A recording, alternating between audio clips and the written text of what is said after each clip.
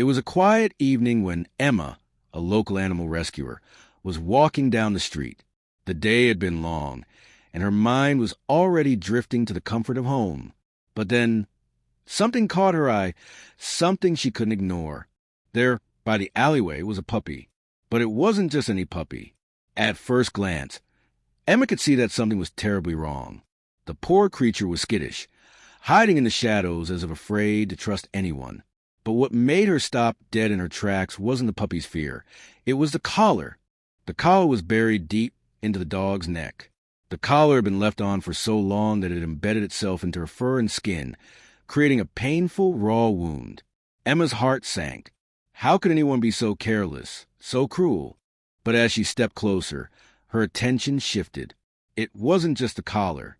As the puppy turned her head slightly, Emma noticed her eyes. Those eyes. There was a calmness in them, a sadness, but also a glimmer of hope. Despite the pain she must have been in, the puppy's eyes didn't scream fear or anger. Instead, they reflected trust, a quiet plea for help. Emma, overwhelmed by emotion, knelt down slowly to avoid startling the pup. She spoke softly, her voice gentle. "Hey there, sweet girl. You don't have to be scared anymore." The puppy didn't move, but she didn't run either. Her eyes met Emma's with silent understanding.